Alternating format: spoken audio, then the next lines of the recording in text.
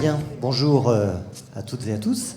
Merci d'être présents pour cette dernière conférence du Salon Itonomie. Et vous avez noté que cette conférence est intitulée « L'habité de demain » et non pas « l'habitat de demain ». Ça n'est évidemment pas une erreur. L'habité de demain, pourquoi ? Parce que c'est une façon de dire au cœur de la ville de demain, il faut remettre évidemment l'humain, le vivre ensemble, quelles que soient les difficultés de santé auxquelles nous sommes ou nous serons confrontés. Alors, comment est-ce qu'on peut imaginer cette ville de demain ? Comment on peut inventer, innover ? Quelle démonstration est-ce qu'il existe déjà aujourd'hui sur ce sujet ? On va en parler avec nos invités. Et c'est avec vous qu'on va commencer. Adrien Roland, on va tâcher, je vous explique la règle du jeu qui va peut-être différer un petit peu des autres conférences habituelles, parce qu'il est tard. Et puis on se dit, on aimerait bien rentrer chez soi, mais la conférence elle est intéressante, alors comment on va faire ? On va essayer de faire un petit jeu de ping-pong, questions précises, réponses courtes, avec chacun de nos intervenants, et de façon à vous laisser davantage la place pour les questions que vous ne manquerez pas de poser tout à l'heure. Adrien Roland, du coup, dites-nous comment est-ce qu'un bailleur aujourd'hui gère la question du maintien à domicile ? Alors, pour un bailleur, pour nous en tout cas, parce que je parle que de ce que je connais, c'est un vrai sujet. On a 30% de locataires qui sont seniors, donc plus de 60 ans. Cette proportion va bien évidemment augmenter dans le temps. Et on a le devoir, entre guillemets, de leur proposer de rester à leur domicile du mieux possible pour éviter d'aller en EHPAD. Et eux-mêmes ont la volonté de pouvoir rester au domicile. Et donc nous, on a la volonté d'équiper leur domicile et de les accompagner dans le vieillissement. Alors ça, c'est des mots, mais techniquement, concrètement, donc il y a l'équipement du domicile. Ça veut dire quoi ? Qu'est-ce qu'on équipe ? Comment ça se passe ? Est-ce que ça prend du temps ? C'est pas que des mots, effectivement, on agit. On agit sur trois volets. Le premier, c'est qu'on adapte le logement. Donc on va mettre une salle de bain adaptée avec une douche plutôt qu'une baignoire, classiquement. On va mettre une brique de logement connecté avec capteur de chute, capteur d'habitude, qui pourront signaler à un aidant ou à une téléassistance quand il y a un problème dans le logement. Et puis une brique service sur des petits bricolages, du lien social ou autre. Est-ce que la demande est forte pour des logements adaptés parmi votre panel de locataires ? Alors, je peux vous donner un chiffre. Aujourd'hui, on a équipé entre 6 et 800 logements seniors. Sur un total de combien ? Alors, sur un total de 30 000 logements, ce qui est effectivement une petite partie, mais c'est quelque chose qui va en grandissant et c'est une vraie volonté qu'on a de les accompagner. Qu'est-ce que ça apporte comme type de difficulté technique que vous devez évidemment résoudre ? Alors, il y a une difficulté technique par logement, quasiment. À chaque fois, c'est une nouvelle découverte, mais on essaie d'avoir les solutions clés en main. Vous faites ça au cas par cas ? On fait au cas par cas, et c'est vraiment à la demande. Alors, bien sûr, on a des critères et quasiment d'une solution à chaque fois, mais on essaie quand même de s'adapter vraiment au handicap ou aux besoins, en tout cas, de la personne dans le logement. C'est quoi qui est compliqué ? C'est la largeur des portes ? Ça va être la largeur des portes, ça va être la structure du bâtiment pour transformer typiquement une baignoire en douche ou autre. Et donc on va s'adapter à ce qui se fait, parfois aussi sur accompagner le locataire aussi, à lui apprendre ce que c'est que son nouveau logement et comment l'utiliser. Donc il y a de l'humain et puis de la technique pour mettre en place tout ça. Et les 6 à 800 logements que vous avez déjà équipés, c'est en quel délai que vous avez fait ça ? Alors, je crois que c'est sur les... Alors, Sylvie qui est dans la salle sur les 10 dernières années. Voilà, j'ai mon joker qui est là. Ça coûte combien d'adapter un logement ? C'est entre 5 et 10 000 euros par logement, à peu près. Ce qui vous paraît très cher ou raisonnable, absorbable dans le modèle économique d'un bailleur ? Alors, c'est un modèle qui est assez spécifique, puisqu'il y a pas mal de subventions, en tout cas d'aides qui existent, avec la CNAV, avec l'exonération de taxes foncières. Après, vous dire si c'est trop cher ou pas assez cher, ça c'est au service marché de s'en occuper. En tout cas, ce qu'on essaye, c'est que ça soit le meilleur rapport qualité-prix pour le locataire et que derrière, ça ait un sens pour lui et qu'il soit mieux dans son logement. Votre vision des personnes âgées dans la ville, c'est quoi ? Est-ce qu'il faut que les personnes âgées soient forcément en rez-de-chaussée ou est-ce qu'elles peuvent... Le principal, c'est qu'elles soient bien et qu'elles sortent. Le principal, c'est qu'elles ne soient pas bloquées à leur domicile. Oui, mais au 6e étage sans ascenseur, c'est pas possible. Alors voilà. Et c'est dans ces cas-là qu'on leur propose des logements, effectivement, en rez-de-chaussée ou avec ascenseur. On ne va pas poser un ascenseur juste pour un logement, et puis c'est rarement possible. On sera au-dessus de 5 ou 10 000 euros par logement. Donc on va proposer une autre situation, un autre logement. Par contre, il n'y a pas de fatalité senior égale rez-de-chaussée. C'est effectivement une facilité, et c'est en général ce qui est demandé, parce que ça paraît plus simple. Mais on fait vraiment quand c'est possible. Le principal, c'est qu'on garde le lien social, parce qu'on a beaucoup de logements connectés. Le but, c'est que ça soit un outil, mais qu'on reste en lien avec la ville, avec les voisins, avec les résidences. Merci Adrien Roland. On va se tourner du coup vers Myrtille Dubois-Danguin. Il a été extrêmement précis, concis, concret. J'espère que vous avez apprécié. Myrtille, alors, quelle est l'offre de logement qui existe aujourd'hui pour les personnes âgées ? Il y en a plein. Moi, je vous avoue que je suis complètement perdu. Il vous faut un micro. Oui, effectivement, parce qu'aujourd'hui, il y a le domicile. Tout en bas, je dirais, l'opposé, il y a l'EHPAD, où personne ne veut aller d'ailleurs. Et entre les deux, il y a plein de solutions, voilà, et qui sont relativement mal connues. Et c'est dommage parce que des fois, le domicile, malgré toutes les politiques, malgré toutes les bonnes volontés, c'est pas toujours possible. C'est pas toujours possible de rester à domicile. Donc, j'ai pris ma petite feuille pour pas en oublier parce qu'il y en a quand même beaucoup. Donc, il y a l'habitat communautaire. Donc, l'habitat communautaire. Dans la salle, vous prenez des notes, hein, parce qu'après, on va s'y noyer encore. Il y a un quiz. Après, il y a un quiz. Donc, l'habitat communautaire, ce sont des chambres et avec des espaces communs partagés. Des chambres qui sont destinées à des personnes âgées. Vous avez les résidences autonomie. Alors, elles portent plusieurs noms. Foyer logement, EHPAD, et résidence autonomie, donc depuis la loi ASV. Donc en fait, elles sont gérées la plupart du temps par des communes, par des CCAS.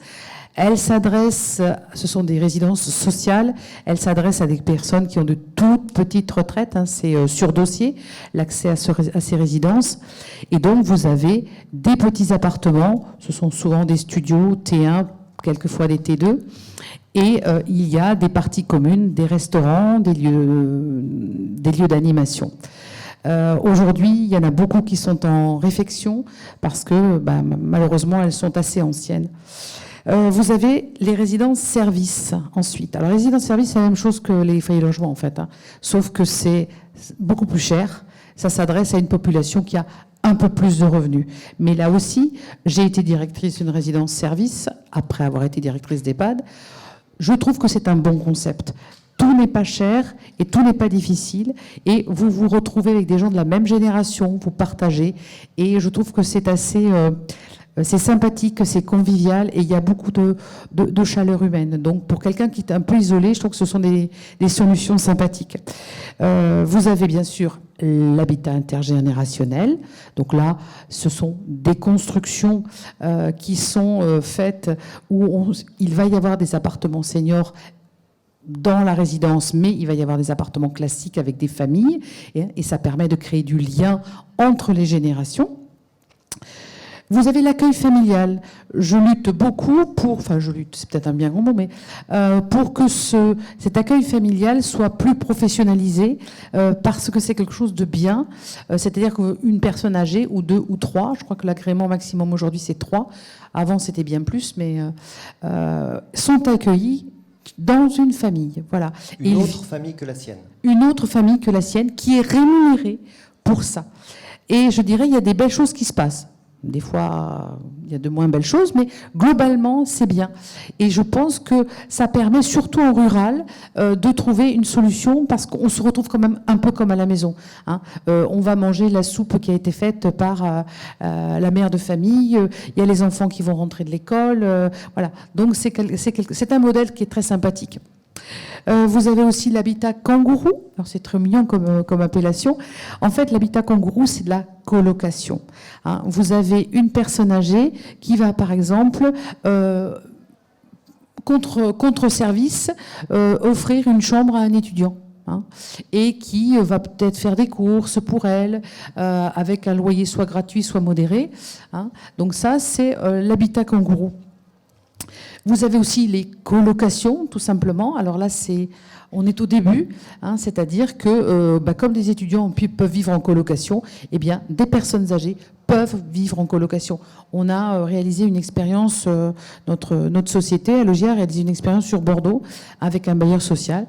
Donc, on a créé une colocation, et donc pour des personnes âgées, voilà, qui vont se retrouver à vivre ensemble, mais seules, sans aide particulière. Hein. Vous avez aussi l'habitat modulaire. Alors l'habitat modulaire, c'est quoi? C'est de dire, bon, aujourd'hui, on n'accueille plus ses parents chez soi. Hein. Autrefois, ça se faisait beaucoup, mais maintenant, c'est plus dans la mentalité. Par contre, de pouvoir créer un module dans son jardin, à côté de sa maison, qui va être dédié à son parent, ça permet de l'avoir à proximité, tout en ne l'ayant pas chez soi. Hein, voilà, donc ça préserve, je dirais, les relationnels au sein de la famille. Donc pour ça, bien sûr, il faut avoir un jardin, un terrain, un peu d'espace pour créer. Vous avez aussi donc l'habitat groupé. Donc tout à l'heure, on a parlé d'habitat communautaire. Donc là, c'était des chambres avec un lieu de vie commun. Là, ce sont des appartements avec un lieu de vie commun. Bon, c'est une petite différence. Et vous avez le béguinage. Donc le béguinage, il est encore très présent dans l'est de la France, puisque c'est originaire de Belgique. Donc en fait, c'était pour des femmes veuves qui n'avaient pas trop de ressources, et elles se retrouvaient avec des petits appartements groupés autour d'une église, Donc on réhabilite aujourd'hui ces lieux pour en faire des lieux d'accueil pour des personnes âgées. Voilà.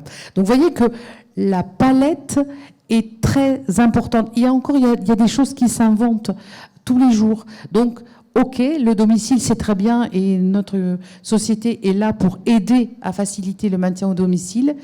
OK, on ne veut pas aller en EHPAD, mais il y a peut-être d'autres solutions qui permettront que ça soit plus facile. Donc on a des solutions en taille, des chambres ou des appartements. On a des solutions aussi avec différentes offres de services. Et je m'arrête sur un point que vous avez évoqué au début. Vous avez comparé les résidences autonomie gérées par des CCAS et les résidences services qui, vous avez dit, c'est la même chose, c'est plus cher. Est-ce que le prix vaut la chandelle? Pourquoi c'est plus cher? Est-ce que les services sont vraiment meilleurs? Alors, il y a quelques années, je vous aurais dit, oui, c'est plus cher, mais c'est justifié parce que les résidences-services proposaient des conforts quand même nettement supérieurs. Sauf qu'aujourd'hui, de plus en plus de résidences autonomie sont entièrement rénovées, sont quelquefois rasées pour être reconstruites, et donc on se retrouve avec un habitat en résidence autonomie relativement confortable. Donc par exemple, un T2 dans une résidence autonomie, charge comprise aux alentours de 500 €.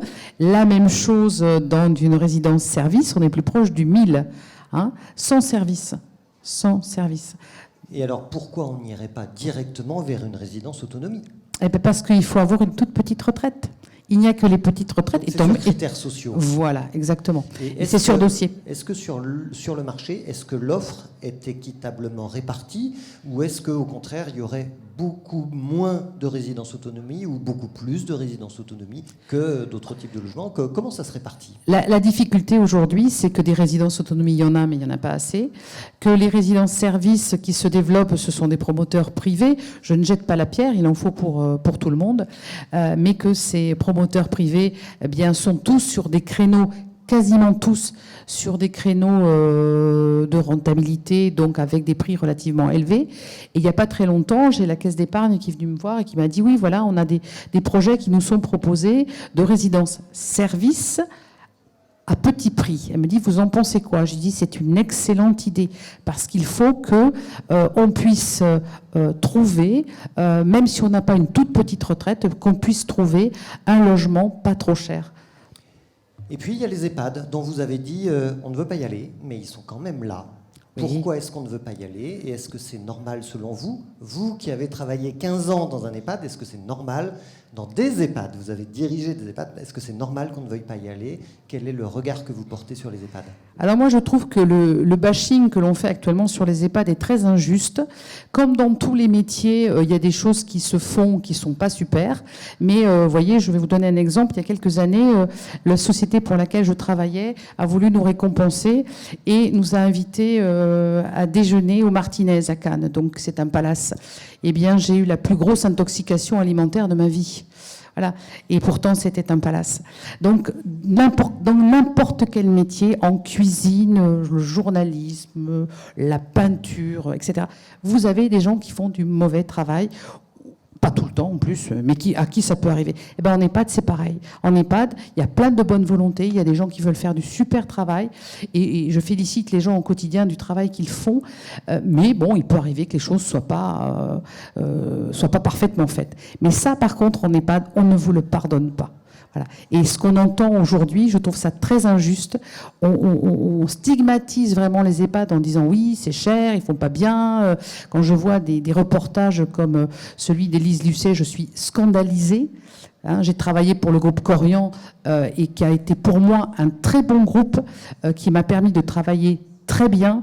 J'ai toujours eu les moyens de faire du bon travail et je ne suis pas une personne qui accepte qu'on lui fasse faire n'importe quoi. Il vous a scandalisé parce que, comme on a préparé un petit peu cette table ronde, vous considérez qu'Élise Lucet fait dire des choses qui ne sont pas vraies, alors même que les témoignages dans son reportage sont des vrais témoignages. Expliquez-nous pourquoi. Exactement. Je vais vous donner un petit exemple. J'avais mon bureau dans mon dernier poste qui était dans un couloir qui menait au restaurant. Et après, une fois que les repas étaient terminés, eh bien, les soignants et les auxiliaires remontaient les personnes dans leur chambre. Bien évidemment, il y avait des petits embouteillages et il y avait un petit peu d'attente. Eh bien, régulièrement, il y avait une dame qui disait « Oh, mais amenez-moi dans ma chambre, ça fait des heures que je suis là. » Ça faisait 5 minutes. Voilà. Mais c'était normal. Et là, ce qu'on a vu dans le reportage d'Élise Lucet, c'est une dame qui a soif, qui a terriblement soif et qui est prête à payer pour qu'on la fasse boire parce que jamais elle ne boit. Et là, on vous explique que chez le groupe Corian, eh bien, on ne leur donne pas à boire et qu'on demande et que la dame est prête à payer. Je trouve ça inadmissible. Inadmissible. Parce que la personne, bien sûr qu'elle a bu. Bien sûr. Hein, mais elle ne s'en souvient pas. Voilà. Donc, dans les EHPAD, alors les EHPAD aujourd'hui, moi, quand j'ai commencé en EHPAD, c'était des personnes, il y avait un tiers autonome, un tiers semi-autonome, un tiers très dépendant. J'ai arrêté il y a 6 ans, et il y a 6 ans, j'avais pratiquement que des dépendants. Voilà. Aujourd'hui, l'EHPAD n'est plus un lieu où l'on va si on garde un petit peu d'autonomie. Et puis je dis, c'est pas le lieu. Ça va, vous allez vous dégrader, vous allez. Donc effectivement, l'EHPAD doit se réinventer un petit peu, hein, et devenir un lieu de fin de vie organisé, voilà, où les choses sont dites et faites. Eh bien, merci pour votre témoignage. Myrtille Dubois-Danguin, une dernière question. Vous nous avez cité, j'ai compté 11 solutions de logement. On peut en rajouter une 12e, c'est le maintien à domicile avec l'aide d'ergothérapeutes. Comment on fait pour s'y retrouver dans ces méandres? Est-ce qu'il y a un site qui référence, qui permet de clarifier cette offre de logement, d'y voir clair, de centraliser tout ce qui existe, d'avoir les bonnes adresses? Alors aujourd'hui, malheureusement, l'information, elle est parcellaire et c'est très compliqué d'aller la chercher. Donc, et ça manque cruellement de coordination. Donc, on essaie de travailler sur ça. Je suis sur des ateliers de l'habitat, de la Silver Economy, et on essaie de voir comment on peut créer dans les régions des lieux uniques où les personnes pourraient se renseigner, hein, pour avoir toute l'information. On fait des ateliers de prévention, on y travaille, mais c'est pas encore complètement au point. Merci pour votre témoignage. On va se tourner vers François Moreau. Alors, vous travaillez chez Suez et vous allez nous expliquer comment se fait-il qu'un groupe dont le métier de service et de distributeur d'eau en particulier, pas seulement, mais en est venu à travailler sur les questions de maintien à domicile. Mais qu'est-ce que vous faites là? Racontez-nous. Qu'est-ce que je fais? Merci de m'avoir invité.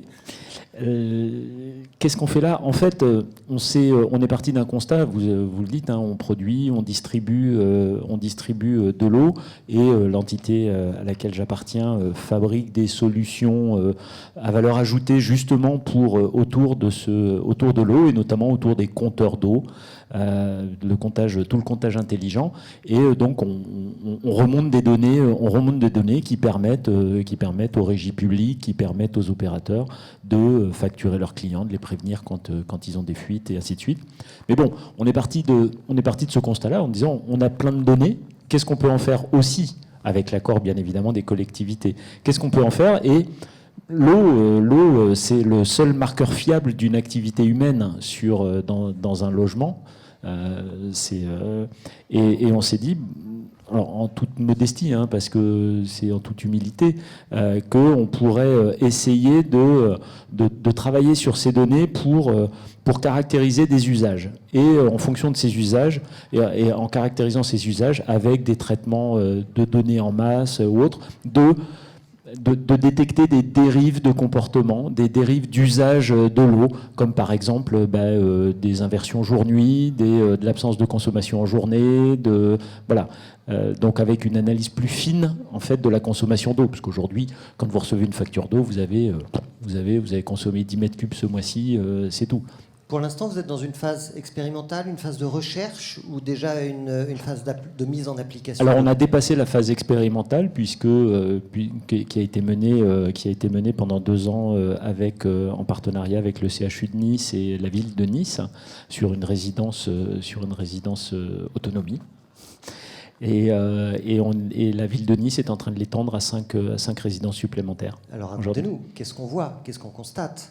Qu'est-ce que vous faites des datas que vous collectez à partir de la consommation d'eau? Alors nous, on n'en fait rien. On la met à disposition. On la met à disposition justement du responsable de cette résidence qui lui va avoir. Il a un portail sur lequel il voit l'ensemble des évolutions de consommation chambre par chambre. En fait, lui est en lien avec les équipes médicales en fonction de dérives éventuelles qu'il peut constater, soit raccourcissement de durée de sommeil, par exemple, parce que on estime qu'entre 23h et 5h du matin, d'une manière générale, on consomme pas beaucoup, sauf dans des cas effectivement d'inversion jour-nuit, par exemple, sur des pathologies de type Alzheimer ou Parkinson. Et là, ça aide, en fait, c'est un outil d'aide à la décision, un des outils qui vont aider les équipes à adapter l'accompagnement de la personne. Juste pour avoir échangé beaucoup avec le patron du CHU de Nice, son constat après ce pilote, c'est que c'est la première fois qu'ils ont des données factuelles par rapport à leurs patients.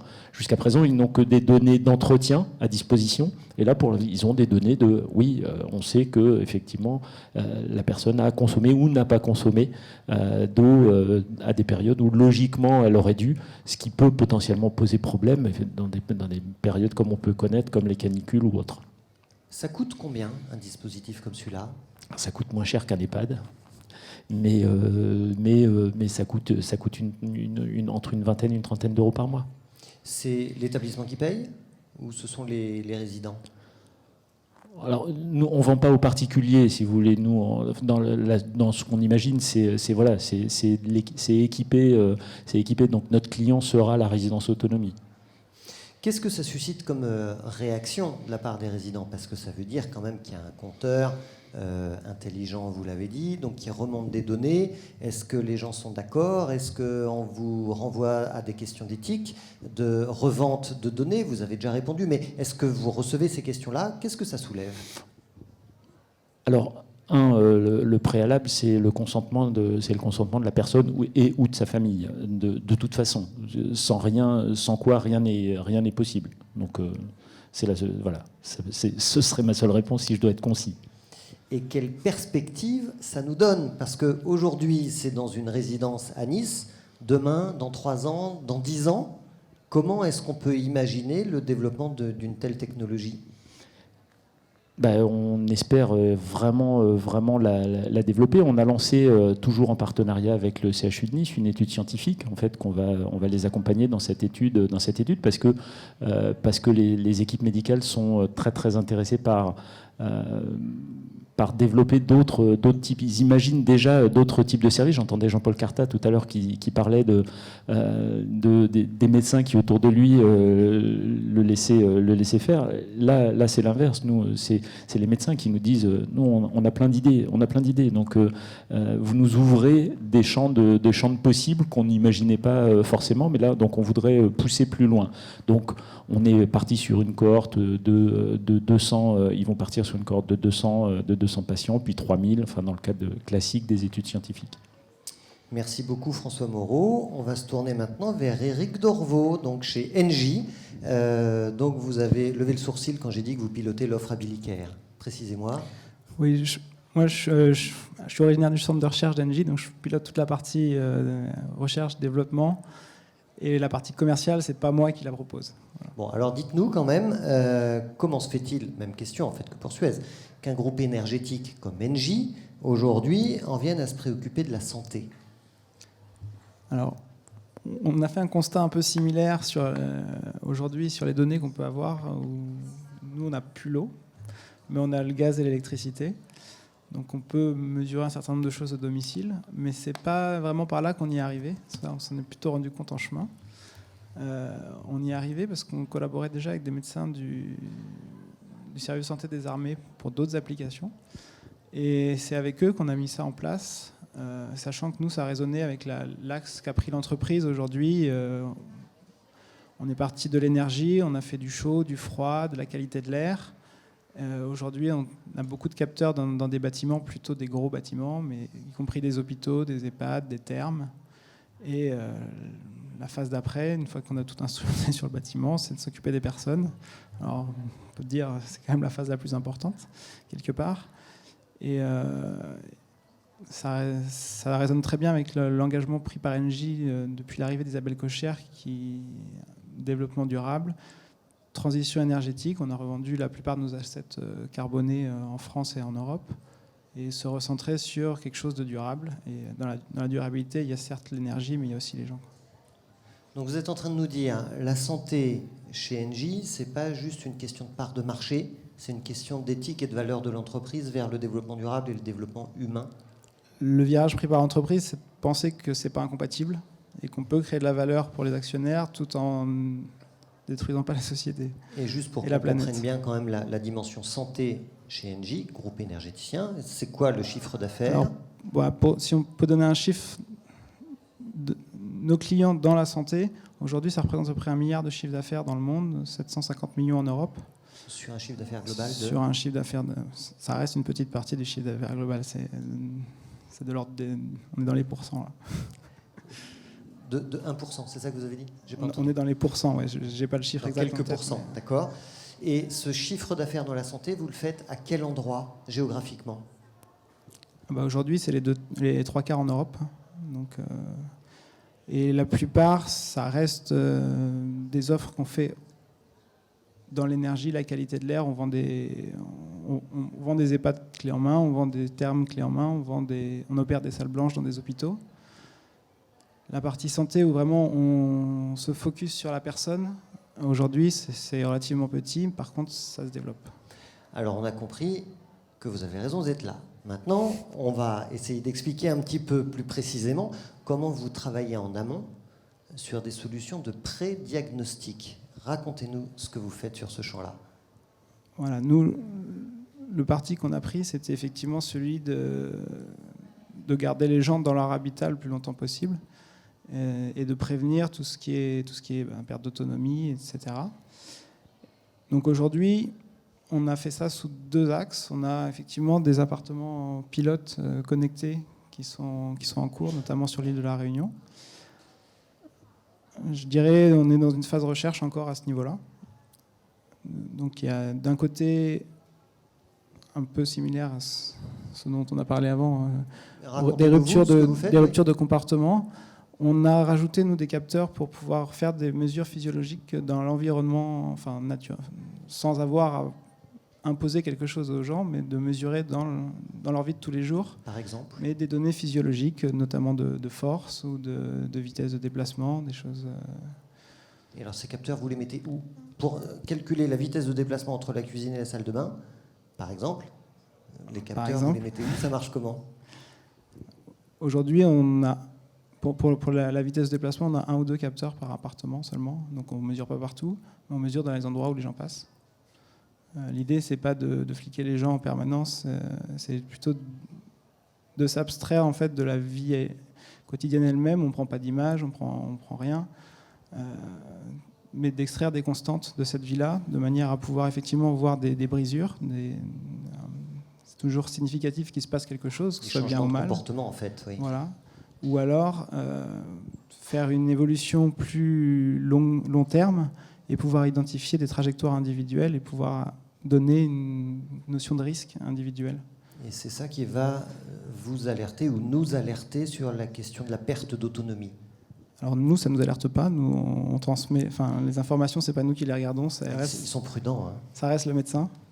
Chez nous, aujourd'hui, on travaille avec les médecins. Donc, sur les applications qu'on déploie aujourd'hui dans les thermes et en médecine du travail, c'est le médecin thermal ou le médecin du travail qui s'en charge. Là, C'est pas une question de prudence, c'est juste une question que c'est pas notre métier. Enfin, c'est le métier des médecins mais vous savez et bien autres. que le soupçon existe. On se demande bien ce qu'un groupe privé va faire de nos données personnelles. Donc vous avez raison d'être prudent et de l'expliquer en public. C'est très important ce que vous faites. oui, ça reste pas nos données, hein. C'est les données personnelles des gens et les personnes à qui elles ont autorisé de les voir. Et en général, ça reste des données sensibles. Enfin, moi, si on me demandait si je voulais donner ça à une entreprise privée ou publique ou peu importe, je serais quand même un peu méfiant. Le médecin, c'est quand même, je me dis oui, c'est bien qu'ils me suivent, quoi. Il y a une caution très forte dans la personnalité des médecins. Votre offre de service qui s'appelle Abilicare, elle tient dans une valise. Qu'est-ce qu'il y a dans cette valise? Donc ça, c'est une offre qui est prête aujourd'hui. Et c'est une valise qui permet à un praticien de santé, mais ça peut être un personnel en EHPAD, de faire passer un test qui est vu par leur médecin après. Donc on évalue les différentes composantes de la fragilité. Donc l'équilibre avec un test d'équilibre statique, la marche avec un aller-retour d'une dizaine de mètres équipé de capteurs, la force de préhension, des questionnaires sur l'activité et l'état mental. Et puis, évidemment, les variations de poids. Une variation de poids excessive, une perte de poids excessive, c'est souvent lié à une perte musculaire. Et c'est ça qui est critique. Vous l'avez Donc on expérimenté déjà évalue l'ensemble de ces critères et on en déduit des scores et des données objectives sur l'état général. C'est en cours d'expérimentation? Alors, il y a des expérimentations qui ont lieu depuis 2 ans et aujourd'hui, c'est sur le marché. Ça coûte combien? Alors, c'est vendu sous forme de service, comme à peu près tout chez Engie. Donc, c'est des services au mois ou à l'année, et soit paiement à la consultation, soit on le fournit en forfait, typiquement à un centre thermal qui fait passer autant de consultations qu'il veut, et c'est entre 1 000 et 1 500 euros par mois. 1 000 à 1 500 euros par mois sous forme d'abonnement, du coup, et vos clients, c'est évidemment pas y compris le matériel qui est fourni. Ouais. Et c'est plutôt des médecins, des structures?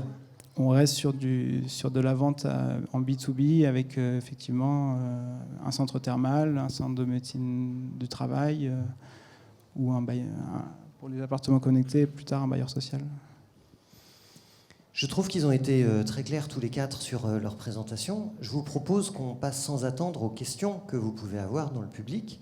Voilà. Alors on peut être à la fois sur l'aspect bailleur, sur l'aspect résidence offre de logement ou sur l'aspect service apporté par 2 groupes privés en l'occurrence. Est-ce que certains parmi vous ont déjà des questions à poser? Madame, alors il n'y a plus personne pour distribuer le micro, donc je vais faire le... Non, parce que c'est enregistré, donc il faut qu'on ait le son. Donc je vous apporte un micro.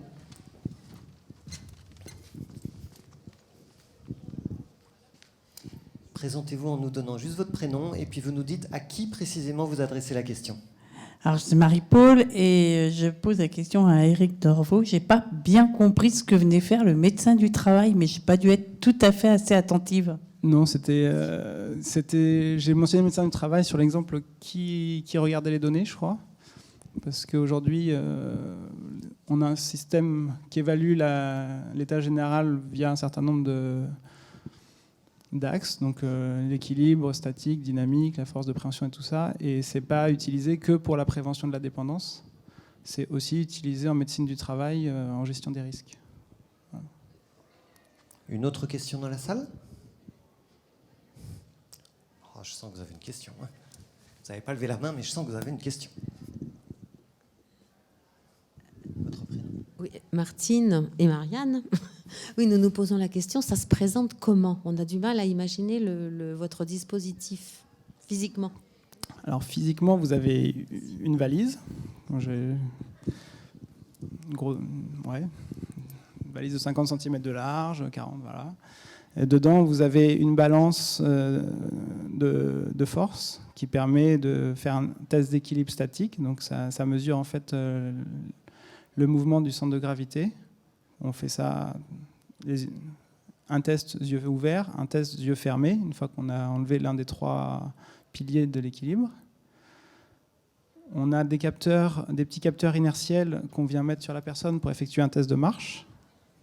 un sur chaque pied, un en bas du dos et un sur la tête.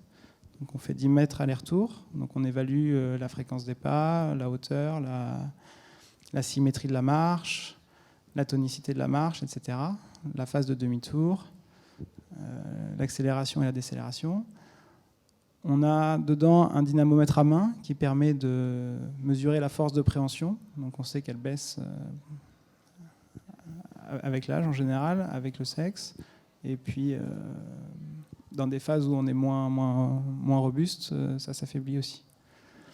Et ensuite, on a des questionnaires qui sont un peu dépendants des spécialités dans lesquelles on les utilise. Donc ce n'est pas les mêmes en médecine thermale, par exemple, et en médecine du travail, qui sont liés plus qui permettent d'évaluer ce qu'on a du mal à quantifier juste sur une consultation, qui sont plutôt liés, par exemple, en médecine du travail à l'HAD sur la dépression, ou en médecine thermale, plutôt sur évaluation de l'activité quotidienne. Est-ce que vous y voyez plus clair? Et ensuite, à la fin, on a un rapport qui est remis au patient, qui lui reprend un peu l'ensemble des tests qu'il a fait, avec des valeurs moyennes, un peu comme quand vous allez faire une prise de sang, vous avez tout un tas de trucs que vous ne comprenez pas, mais vous savez que vous êtes entre le min et le max acceptable. Et puis après, vous allez voir votre médecin pour qu'il vous explique un peu plus en détail. Et donc il y a la même chose pour le médecin en plus détaillé et qui lui permet après de faire ses commentaires. Une autre question dans la salle?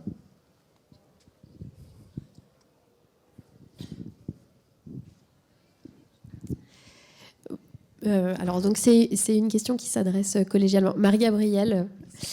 Donc j'avais une question sur. Donc on a parlé de capteurs, de logements connectés, d'une diversité de logements et du souhait et de l'importance d'essayer de prolonger la vie à domicile. Je m'interrogeais en fait du coup sur ces bâtiments connectés, sur le lien avec la télémédecine. Est-ce que, alors, par exemple pour Éric Dorveau, est-ce qu'on peut imaginer que cette solution, ce soit une solution qui puisse être utilisée et effectivement, par rapport à ce dont vous avez parlé, on a par exemple donc une valise, mais cette valise, elle va être implémentée chez un médecin. De quelle manière on peut imaginer que ça vienne contribuer à la télémédecine et au maintien à domicile? Et après, j'avais effectivement la question de comment plus tard vivre ensemble. On a parlé de la diversité des logements, on a parlé effectivement chez les bailleurs du positionnement des logements, on a cité les différents types de logements, on a parlé des services. Comment on va accompagner en fait les personnes pour qu'elles restent impliquées dans la vie et comment entretenir ce lien social? Donc, est-ce qu'il y a des rôles, est-ce qu'il y a des métiers à inventer aussi par rapport à la connexion, par rapport au maintien à domicile de ces personnes et à le côté intergénérationnel, à la diversité? Alors, ça fait beaucoup de questions en une, mais d'abord sur la télémédecine, Éric Dorveau et peut-être aussi François Moreau. Sur la télémédecine, aujourd'hui, toutes les données sont sur un hébergeur de santé. Et après, on a un dossier patient qui ne porte pas son nom, mais qui est dans le système. Aujourd'hui, on ne l'a pas encore poussé dans le DMP de la sécurité sociale, donc dossier médical personnalisé, qui a été mis en place il y a peu. Et c'est quelque chose qui est à l'étude. La question, c'est plutôt, autant pour la partie évaluation en consultation, c'est assez simple. Pour la partie évaluation au domicile en continu, c'est quelque chose qui n'est pas prévu aujourd'hui dans le DMP. On pousse des examens, mais on ne pousse pas un suivi. Est-ce que vous pensez que d'ici 10 ans, par exemple, le travail que vous êtes en train de développer aujourd'hui va permettre aux médecins à distance d'avoir des éléments qui vont permettre d'avancer vers l'établissement de feuilles de soins Est-ce qu'on peut avancer sur les consultations médicales? Je pense, déjà depuis 2 ans qu'on permet les téléconsultations, ça a pris un certain nombre de parts de marché. Moi j'ai déjà eu recours, c'est quand même pratique. Je sais que dans des pays, moi j'ai vécu 2 ans en Suède, là-bas il y a 5% des consultations qui se font à distance, Alors on n'a pas les mêmes problématiques de territoire, il y a Mais une on a population aussi des très, déserts très, médicaux en France, très donc, ça disséminée. existe aussi, bien sûr. Mais aujourd'hui, il y a quand même plein d'endroits où c'est difficile d'avoir un rendez-vous, et c'est quand même un service qui peut être utile. Rassembler l'ensemble des choses pour les mettre à disposition du médecin pour qu'il puisse se concentrer sur la valeur ajoutée qu'il a et pas perdre du temps dans des transports, dans des gens en retard, dans de la paperasserie, oui, je pense que c'est quelque chose qui est nécessaire en fait, si on veut continuer à faire comme on fait. François Moreau, si on imagine une extension dans 10 ans de ce que vous développez aujourd'hui, est-ce que ça peut trouver une application en médecine ? J'ai aujourd'hui, pour être sincère, hein, j'ai aujourd'hui un petit peu de mal. On est invisible aujourd'hui dans le logement. Un compteur d'eau, personne ne le voit. Enfin, et tout ce qui va se passer autour du compteur et les informations que l'on met à disposition aujourd'hui des aidants, sont invisibles pour la personne. En revanche, ces informations, elles sont forcément disponibles pour le médecin, donc le corps médical accompagnant. Imaginez, on a du mal aujourd'hui à imaginer. Franchement, je voudrais pas dire de bêtises. Donc, on a aujourd'hui dans notre positionnement. Tout à l'heure, je disais, c'est un métier. C'est pas notre métier. Notre métier, c'est de faire en sorte de collecter de la donnée et de la mettre à disposition de la meilleure des manières possibles pour les personnes, pour qu'elles puissent prendre la décision. Donc, quelque part, c'est un peu, on pourrait dire que c'est un peu déjà de la télémédecine, mais pas du tout. Enfin, ce serait très présomptueux. On n'est pas dans la médecine. On n'est pas dans la médecine, on est dans l'assistance aux médecins, aux professions. Adrien Roland, votre position en tant que bailleur, qui a été aussi soulignée. Alors moi je vais surtout répondre sur le lien avec la ville et les nouveaux métiers qu'on pourrait inventer. Alors je ne sais pas quels métiers on pourrait inventer. Je pense que s'il y a 15 ans on vous expliquait que quelqu'un allait gérer votre image sur Internet, vous auriez dit oh, c'est pas un métier qui va exister. Ça existe. Pareil pour tout ce qui est ubérisation et autres. Donc savoir quel métier va être inventé, je ne sais pas. Il y a probablement effectivement en tout cas des rôles à développer, des rôles nouveaux. On voit des réseaux sociaux qui existent, d'immeubles, des réseaux sociaux de quartiers, de villes, qui aujourd'hui sont mûrs, mais en tout cas encore à développer pour que ça soit vraiment adapté aux seniors avec leurs besoins et leur approche du numérique. On parle beaucoup d'approche omnicanal parce que c'est-à-dire que je puisse aussi bien le faire par internet, par téléphone ou par courrier. Donc chacun avec sa façon de vivre. Je pense que c'est vraiment ça le sujet, c'est que pour intégrer cette mixité intergénérationnelle, il faut que chacun soit à sa place, se sente bien là où il est et ait les moyens de communiquer avec les autres. Et se sentent sur un pied d'égalité avec tout le monde. C'est pas parce que j'ai pas de tablette que je peux pas commander un petit travaux de bricolage à mon voisin. C'est pas parce que je sais pas utiliser un Mac que je peux pas faire du Photoshop. C'est exactement ça. C'est comment est-ce qu'on crée du lien et de la solidarité dans les quartiers. Est-ce que ça passe par un nouveau métier? Est-ce que ça passe par simplement de la communication? Je ne sais pas. Mais oui, il y a un changement de société qui est nécessaire. Myrtille Dubois-Danguin, vous les voyez, vous, les nouveaux métiers? Alors, je suis comme monsieur, je n'ai pas de talent divinatoire, mais par contre, ce que je crois vraiment, c'est que les nouvelles technologies vont nous aider. C'est-à-dire que la semaine dernière, j'étais dans un colloque et ils ont passé un petit film, on voyait une dame qui s'appelait Georgette, formidable, 92 ans, et qui parlait de son auxiliaire de vie. Et tout le temps qu'elle a parlé, elle a expliqué qu'elle aimait cette femme, que cette femme était bonne avec elle, que c'était un vrai rayon de soleil. À aucun moment, elle a dit qu'elle faisait bien le ménage. Donc, elle a parlé d'un être humain.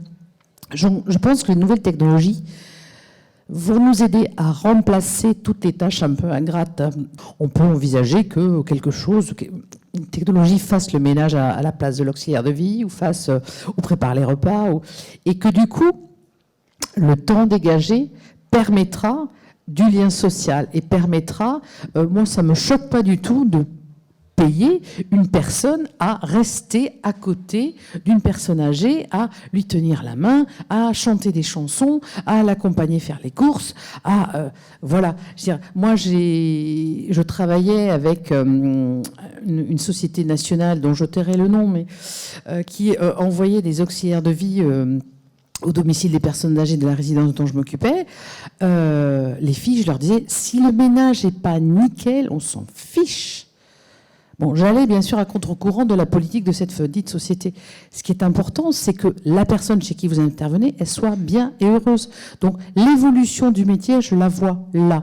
Bon, il y en aura certainement d'autres. Mais ça me semble important de dégager du temps humain et du lien social. Voilà. Et les nouvelles technologies vont nous aider à ça. Alors j'entends dans la salle que vous êtes d'accord, mais vous ne trouvez pas que dans l'habité de demain, il faut que le ménage y soit bien fait ? Si, un minimum quand même. Mais je pense qu'effectivement, il faut faire évoluer ces métiers vers de la compagnie. Peut-être aussi, il y a des personnes âgées qui s'isolent. Enfin, moi, je connais le cas de ma mère, par exemple, c'est son cas. Et je trouve que ce serait très bien que les auxiliaires de vie l'amènent, la motivent pour sortir un peu. Exactement. Oui, sur ce sujet aussi, alors je partage pleinement cette approche-là. Je suis quand même très frappée de voir que pour les personnes qui sont auxiliaires de vie dans certaines sociétés, on leur donne un quart d'heure, par exemple, pour faire une toilette quand ils viennent à domicile, hein, j'entends. Moi, quand mon père était encore de ce monde, il mettait un quart d'heure à se lever. Et il mettait, je sais pas, une demi-heure à traverser le couloir, puis pour la toilette, il fallait compter 1h30, 2 heures pour arriver, enfin, entre le début et la fin, le déshabillage, rhabillage. Un quart d'heure, c'est pas possible. Donc je vois que le médecin se débrouille à convertir ça, on bricole, mais c'est pas possible de demander à des auxiliaires de vie de faire une toilette en un quart d'heure, quoi. Myrtille Dubois-Danguin. Non, mais je crois que je pense qu'il est important d'arrêter de fonctionner avec des choses figées. Mais ça, je pense que c'est mon leitmotiv et c'est pour tous les domaines de la vie. C'est-à-dire que moi, en tant que directrice d'EHPAD, j'ai toujours dit, j'avais des équipes variées. J'avais des filles, des aides-soignantes qui étaient ultra rapides. J'en avais d'autres qui étaient beaucoup plus lentes. Pour autant, c'était dans les deux cas du bon travail. Eh bien, à ce moment-là, on s'adapte. La personne qui est un peu plus lente, eh bien, elle va chez la personne qui a besoin d'être écoutée, qui a besoin de temps avec la professionnelle. Voilà. Et celle qui est un peu plus rapide, eh bien, elle va avec les personnes qui sont encore un petit peu autonomes, qui peuvent faire des choses. Donc, il faut s'adapter et arrêter de dire, bon, toi, tu as un quart d'heure, toi aussi, toi aussi, toi aussi. Le formalisme, enfin, moi, je suis un extraterrestre pour ça, je pense. Est-ce que nous avons d'autres questions dans la salle, madame ?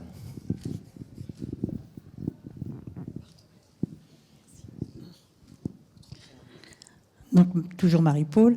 Alors moi, je suis plutôt directrice d'un SAD, donc on ne vit pas dans le monde des bisounours.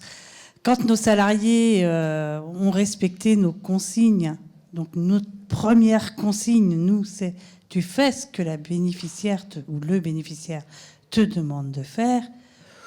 Combien de mails j'ai de la famille, n'est-ce pas, quand ce n'est pas l'infirmière qui est passée et qui nous a bien fait remarquer que la poubelle ce matin n'avait pas été vidée. Il faut quand même savoir qu'on est dans un monde avec des exigences très contradictoires. D'autre part, je pense que si on a un regard sur la vieillesse qu'il faut qu'on change absolument. Enfin, pour moi, une personne âgée, ce n'est pas d'abord sa perte d'autonomie que je regarderais, mais plutôt son parcours de vie et ce qu'il y a encore de beau dans le parcours de vie qui lui reste et qu'on puisse l'aider dans le restant d'autonomie. Et ça, je pense que trop souvent, finalement, on réduit. Alors moi, je suis contente de savoir qu'il y a des bailleurs sociaux qui permettront d'utiliser, enfin, d'améliorer l'habitat, parce que dans le coin où j'habite, enfin où je travaille, par manque de chance, les bailleurs sociaux, c'est des petites maisons à étages. Et donc, on a toutes nos personnes âgées qui sont en train de dormir dans leur salle à manger et qui donc n'invitent plus personne. Et dont on se disait qu'ils avaient de la chance parce qu'ils avaient un petit pavillon. Mais exact. Mais qu'en même temps, ils ne veulent pas quitter alors qu'eux, ils occupent une place. C'est tous les côtés. Et qu'il y ait des familles qui attendent les 4 chambres. Merci Marie-Paul. Une réponse de l'un de vous ? L'EHPAD, c'est pas le monde des bisounours non plus. Hein. D'ailleurs, c'est pour ça que j'en suis partie au bout de 15 ans en me disant que peut-être j'avais des choses plus légères à vivre. Donc, par contre, je suis d'accord avec vous, les familles, les infirmières, mais ça, c'est de l'éducation. C'est de la communication. Je vais vous donner un exemple tout bête. Une fois, j'ai un monsieur qui est arrivé dans mon bureau en vociférant que, compte tenu du prix que payait son père, il donnait l'injonction de le doucher tous les jours. Je dis, écoutez, moi, monsieur, je n'y vois pas d'inconvénient. écoutez, on va aller quand même voir votre papa pour voir ce qu'il en pense. Vous êtes d'accord d'aller voir le monsieur? Elle dit, bonjour monsieur, voilà, votre fils souhaiterait que vous ayez une douche tous les jours, mais j'ai pensé que peut-être on pouvait vous poser la question. Sur quoi le monsieur m'a répondu, oh, bah, attendez, une fois par semaine, c'est largement suffisant. Donc du coup, bon, je suis coquine parce que je savais où j'allais. Et j'ai dit au fils, bon, on fait quoi là maintenant? Je fais une douche par jour pour vous faire plaisir et comme ça vous arrêterez de m'embêter dans mon bureau? Ou est-ce que je respecte la volonté de votre papa? Voilà. Donc les familles, il faut dialoguer énormément avec eux et leur dire, oui d'accord, aujourd'hui la poubelle elle n'a pas été descendue, mais regardez comment votre maman, votre papa il est heureux et comme il est bien. Et je pense que ça ils sont capables de l'entendre. Mais il faut leur dire et leur répéter. Une dernière question dans la salle? Moi j'ai d'autres questions à leur poser, mais vous peut-être aussi. Attention, dans 3 secondes, ce sera trop tard. Alors, moi, je vous pose une dernière question. L'habiter de demain, c'est l'habitat de demain dans la ville, et j'aimerais savoir quelle est votre vision de la ville de demain au regard des questions qui nous préoccupent, celle de la dépendance, celle du grand âge, celle de l'autonomie. À quoi devrait ressembler la ville de demain? Éric Dorveau, selon vous. Ça, c'est une vaste question. C'est pour ça que je termine avec. Je pense qu'aujourd'hui, l'un des grands enjeux de la ville, à tous les niveaux, en fait, ça reste la mobilité. À tous les étages de la vie, on a des problèmes à se mouvoir dans la ville, que ce soit chacun pour aller au travail le matin. Après, c'est parce qu'on ne peut plus. Ceux qui ont un handicap, c'est parce qu'ils aimeraient bien, mais physiquement, ils ne peuvent pas parce que ce n'est pas adapté. D'autres, c'est parce que les horaires ne sont pas bons, parce qu'il y a des choses qui ne vont pas. Et ça, c'est quand même ce qui nous fait perdre le plus de temps de vie aujourd'hui. Et comment on fait pour améliorer les choses, selon vous, avec l'entreprise dans laquelle vous travaillez, vos compétences, votre savoir, votre... Alors nous, sur la mobilité, on ne s'intéresse pas tellement à la partie agencement des transports. Ce qu'on fait en mobilité, c'est plutôt décarboner la mobilité de manière à laisser respirer les gens. On aurait dû inviter Veolia. Notamment avec... aujourd'hui, l'un des énormes efforts qu'on met, c'est sur l'hydrogène, d'un point de vue mobilité, de manière à remplacer tout ce qui est pétrole, essence et carbone. François Moreau, votre avis sur cette ville de demain, selon vous? Comment est-ce qu'il faut la concevoir? Est-ce qu'on y va? Est-ce qu'on prend la bonne direction? Est-ce que ce que vous développez dans les entreprises privées permet d'avancer vers une ville de demain plus intelligente, mieux adaptée? Alors nous, forcément, on a le prisme de l'environnement dans notre approche de la ville de demain. On l'imagine plutôt résiliente, on l'imagine plutôt autosuffisante, capable de circulaire, en fait. On parle d'économie circulaire, nous. Donc capable de... certes, elle produit des déchets, elle produit des choses, mais qu'on soit capable de recycler l'ensemble, et puis qu'on soit capable d'assurer l'inclusion en fait de tout le monde dans cette ville. Et l'inclusion, on a parlé aujourd'hui effectivement des personnes âgées ou du handicap, mais pas que. C'est la mobilité, vous en parlez. C'est des sujets. Il y a un monsieur très fort, qui est très bon sur le sujet, mais qui n'a pas fini encore de l'explorer. C'est Carlos Moreno, qui fait des conférences internationales sur le sujet, qui est très inspirant, mais qui n'a pas encore fini de faire le tour de ce que potentiellement pourrait être vraiment la ville de demain. Dans tous les cas de figure, je pense qu'elle repose surtout sur l'humain et des bonnes volontés. Et des bonnes volontés, il y en a partout, que ce soit des associations, que ce soit des entreprises privées, publiques. Donc je pense que le dialogue est essentiel pour réussir. Après, on n'est pas forcé de réussir tout parfait du premier coup. Ça n'existe pas d'ailleurs. Donc ça se saurait. Donc voilà. Donc tous les projets sont bons quel qu'il soit. Ce qu'il faut, c'est effectivement que les gens puissent vraiment mieux se parler et échanger de manière à ce que ce qui est fait de manière, on va dire, silotée, puisse l'être de manière complètement décloisonnée.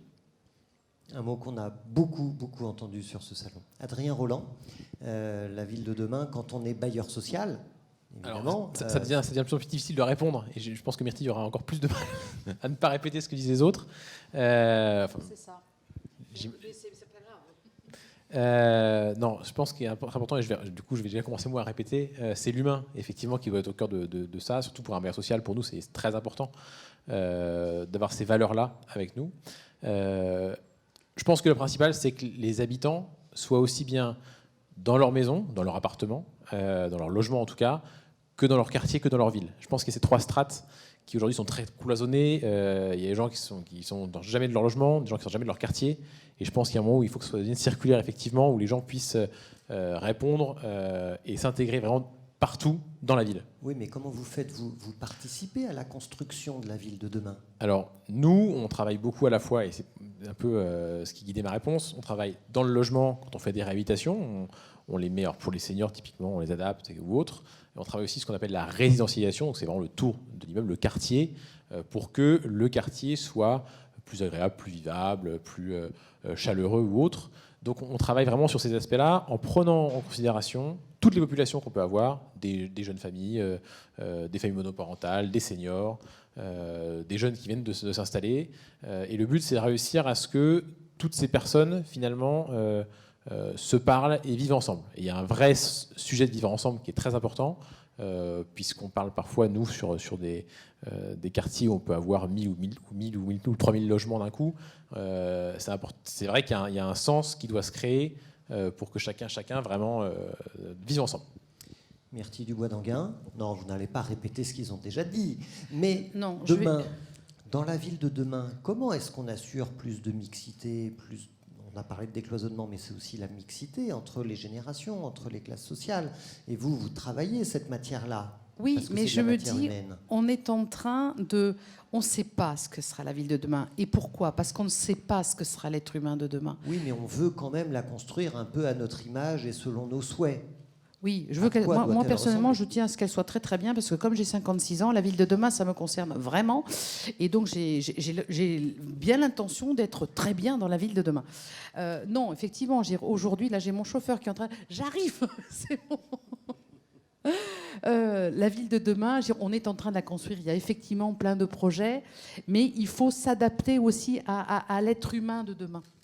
C'est-à-dire que, je vous donne un exemple tout bête. J'ai été propriétaire d'une maison. Oui, mon chauffeur, j'arrive. Ne t'inquiète pas. J'ai été propriétaire d'une maison pendant des années. Pendant peut-être 40 ans. Et là, aujourd'hui, j'ai vendu ma maison quand j'ai déménagé sur Bordeaux. J'ai pas racheté de maison. Parce que je me suis dit, est-ce que c'est intéressant ? Est-ce que de posséder une maison qui va me visser quelque part ? Non, je vais me laisser porter, puis je verrai bien. Voilà. Et ben, cette évolution, je prends un exemple qui est personnel, mais je pense que cette évolution des mœurs, on va la retrouver chez d'autres personnes, et que peut-être les modèles qu'on connaît aujourd'hui ne sont plus les modèles de demain, et donc l'être humain d'aujourd'hui n'est plus l'être humain de demain, et que du coup, la ville... Mais on va s'adapter. On va s'adapter. Eh bien, ce sera le mot de la fin. Merci beaucoup, Myrtille Dubois-Danguin. Merci Adrien Roland, François Moreau et Éric Dorveau. Vous pouvez les applaudir. Et puisqu'il y a un village qui s'appelle l'Habité de demain, toutes les personnes qui n'ont pas de chauffeur qui les attendent peuvent aller en salle San Antonio pour aller visiter les derniers exposants sur le salon Itonomie. Merci à vous. Très bonne fin de salon.